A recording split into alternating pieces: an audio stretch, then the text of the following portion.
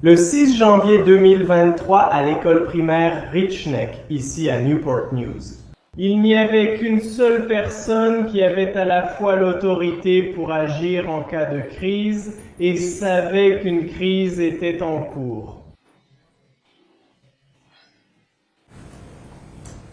Je m'appelle Josh Jenkins, je suis le procureur chargé de poursuivre cette affaire. Je suis assisté par ma collaboratrice juridique et co-conseillère Megan May.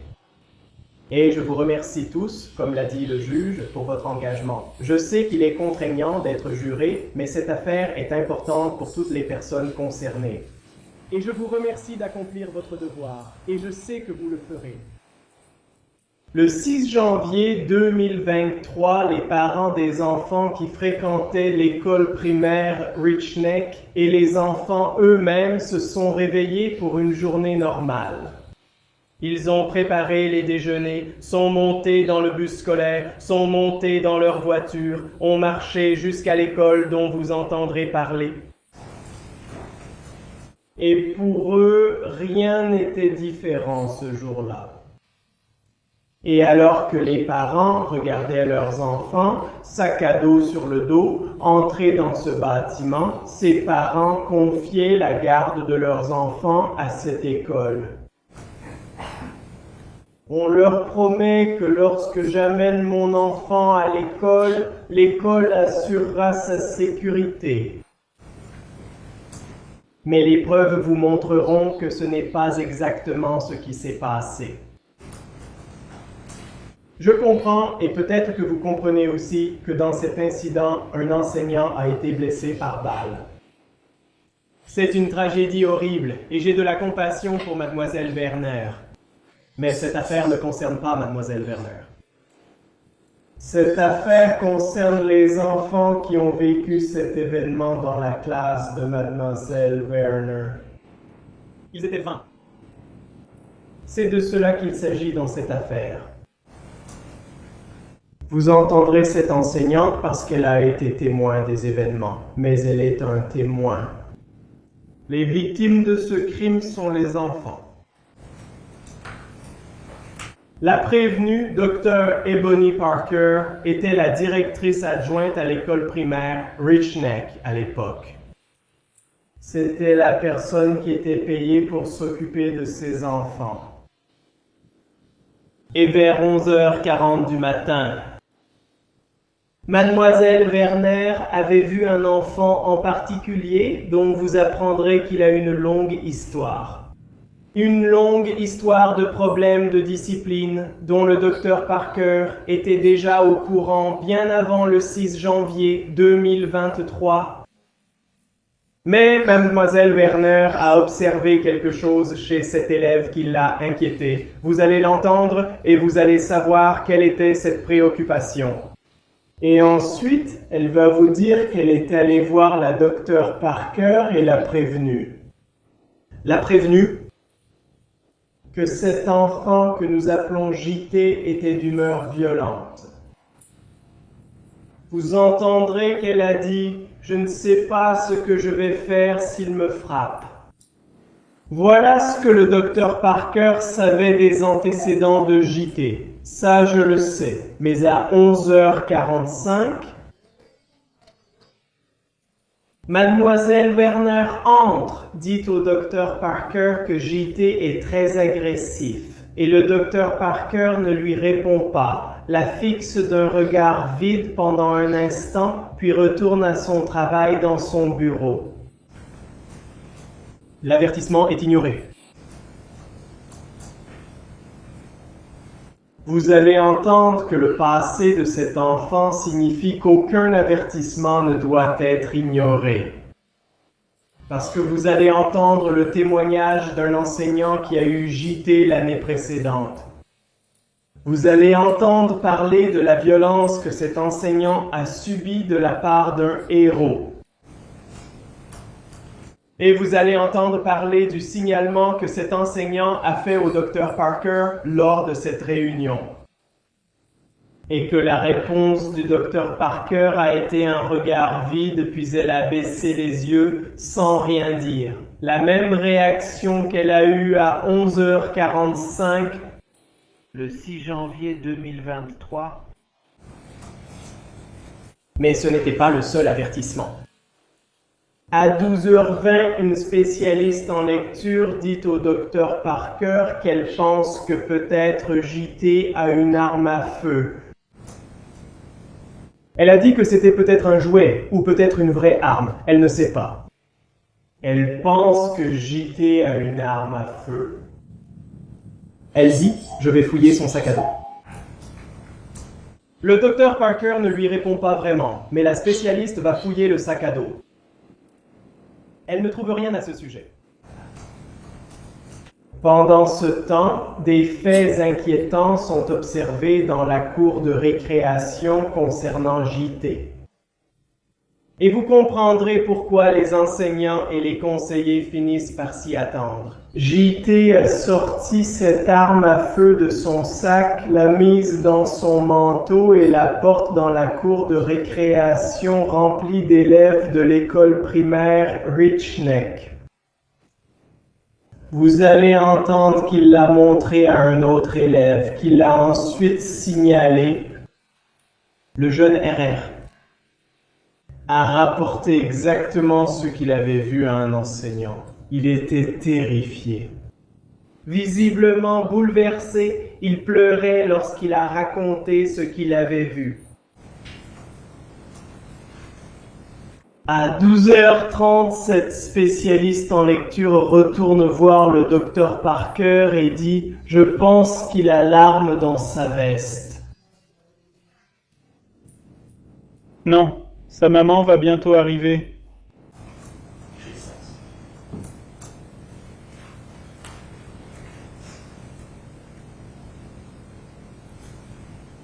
Je peux seulement imaginer comment cela a pu. Déjà, mais vers 13h. Un conseiller va voir le docteur Parker et dit « Je veux fouiller l'enfant. Puis-je le fouiller ?» Elle répond non. Maman va bientôt arriver. Pendant plus d'une heure, plusieurs personnes sont allées voir la docteur Parker et lui ont dit qu'il y avait un enfant armé dans une école primaire qui courait partout. Il interagissait avec des enfants dans la salle de classe, des enfants sur la cour de récréation, des enfants dans les couloirs. Plusieurs avertissements lui ont été directement rapportés. Elle dit de ne pas le faire. Est-ce qu'elle dit de fouiller l'enfant? Non. Elle demande d'appeler la police ou elle le fait? Non. Retire-t-elle l'enfant de la classe pour le séparer? Non. Elle ne s'est même pas levée de son bureau. Elle n'a même pas quitté son bureau. Avertissement après avertissement après avertissement, elle n'a rien fait. La crise dans cette affaire n'a pas commencé avec le tir de l'arme.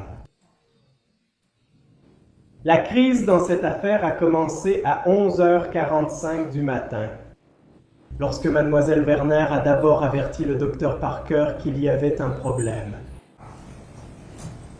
Parker aurait dû quitter le bureau et enquêter sur la situation. Il y a un moment qui vous sera décrit par un témoin, la chanson Stand and Deliver. Où, après tout ce qu'elle sait maintenant, tous les soupçons qu'elle a entendus, et à plusieurs reprises elle a entendu que ce Kovac et d'autres vont raconter au docteur Parker, elle voit JT dans la salle de classe portant un manteau vert. Elle est nerveuse. Et en un instant, elle le voit sortir cette arme et la pointer directement sur son visage. Et avant qu'elle ait la moindre chance de faire quoi que ce soit, à part lever la main, JT tire avec cette arme. Ça la touche. Au moment où il tire avec cette arme, il y a 19 enfants.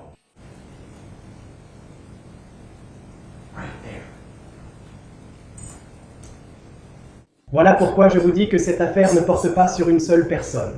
Cette affaire concerne les 19 enfants dont la vie a été mise en danger à ce moment-là, mais aussi dans les instants précédents. Certains de ces enfants se trouvaient, eux, entre l'arme et cette femme. Pour certains d'entre eux, un léger mouvement de l'arme aurait pu toucher un enfant au lieu de Mademoiselle Werner. Ils étaient juste là. Certains étaient côte à côte avec le tireur. Vous apprendrez que tous ont vu leur enseignante se tenir la poitrine. Et elle a saigné devant ses enfants qui, hurlant d'horreur, ont couru dans le couloir jusqu'à la salle de classe d'une autre enseignante et Mademoiselle Werner a couru jusqu'au bureau et s'est effondrée au sol. Où se trouvait le docteur Parker à ce moment-là? Elle avait verrouillé? Elle s'était enfermée dans ça. L'école était-elle en confinement? Pas encore. Toujours pas. Quelques minutes après l'entrée de Madame Werner dans la pièce, une réceptionniste, Mademoiselle Hollmeyer, finit enfin par déclencher le confinement de l'école. Je la félicite de l'avoir fait. Elle aurait dû demander. Et c'était aussi Trop peu, trop tard. de retour dans la classe de Mademoiselle Werner, Mademoiselle Kovac était arrivée, la spécialiste de la lecture dont je vous ai parlé plus tôt. Elle connaît JT, elle connaît son histoire. Et quand elle a entendu ce coup de feu, elle a su exactement ce qui s'était passé. Et elle est allée directement dans cette salle de classe. Elle a trouvé dans cette salle de classe l'arme à feu posée par terre. Vous apprendrez que ce pistolet contenait 7 cartouches, plus une autre qui était coincée dans le mécanisme de l'arme à feu. Donc cela faisait 8 cartouches qui n'avaient pas été tirées. Amy Kovac entre dans cette pièce et elle maintient JT dans une étreinte pour l'immobiliser pendant qu'elle appelle le 911. Elle tient cet enfant sur place jusqu'à ce qu'il soit en vie. Elle vous dira que tout ce temps, elle disait qu'il jurait. Il expliquait qu'il avait tiré sur son haut-parleur. Et elle disait, comme la professeure exemplaire qu'elle est, ne parle pas comme ça, tu sais bien que ça ne se dit pas. Elle fait simplement de son mieux pour contrôler la situation, seule dans la salle de classe où un enseignant vient d'être touché par balle. Mademoiselle Kovac, la spécialiste en lecture, c'est aussi elle qui a fouillé le sac à dos après avoir prévenu le docteur. Parker, c'est ce qu'elle a dit.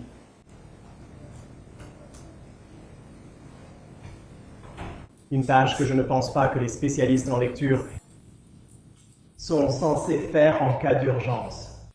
Et la raison pour laquelle je ne pense pas cela, c'est parce que la politique de l'école à l'époque disait exactement cela.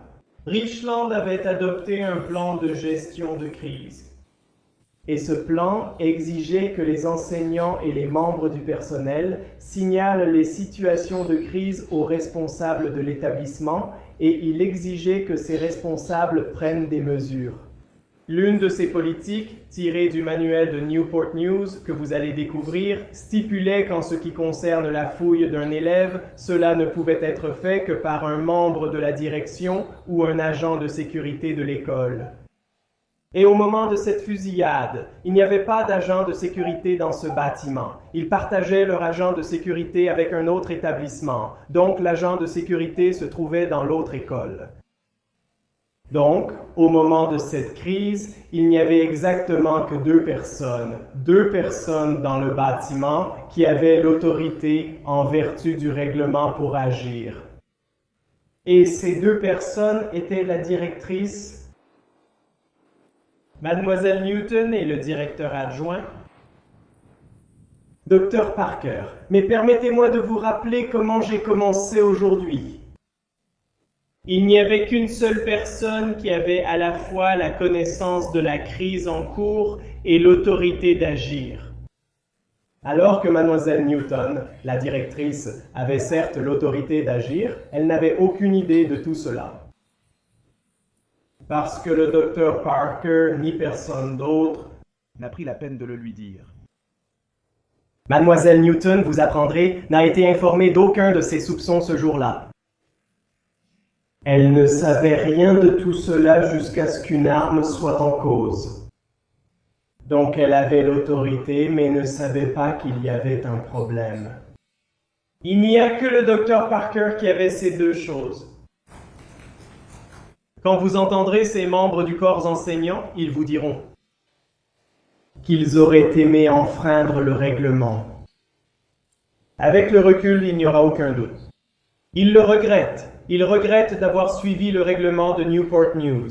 Ils vous diront tous qu'ils auraient préféré fouiller l'enfant et récupérer l'arme, ou qu'ils auraient préféré simplement appeler la police. C'est ce qu'ils disent avec le recul. Et vous savez quoi? Je parierais que le docteur Parker aussi aurait aimé agir différemment à ce moment-là. Moi, ouais. Mais voici la différence.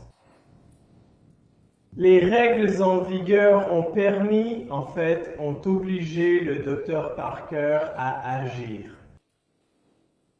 Les enseignants, en revanche, et le personnel, s'ils avaient agi, ils auraient agi contre les règles en vigueur à l'époque.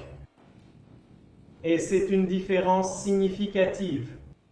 Il n'y avait qu'une seule personne dans l'école ce jour-là qui avait à la fois l'autorité d'agir et savait qu'une crise était en cours. Et cette personne, vous le verrez, était le docteur Parker. Beaucoup de gens savaient que la crise avait commencé. 2 personnes avaient l'autorité pour agir, mais une seule possédait les deux.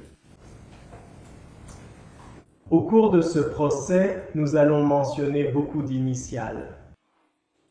Nous ne disons pas les noms des enfants parce que nous ne voulons pas que leurs noms soient associés à cette histoire pour toujours.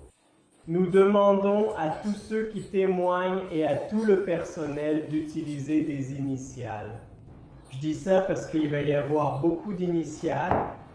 Le juge vous a parlé plus tôt de la prise de notes et c'est votre choix. Elles seront distribuées à ceux qui souhaitent prendre des notes dans quelques instants.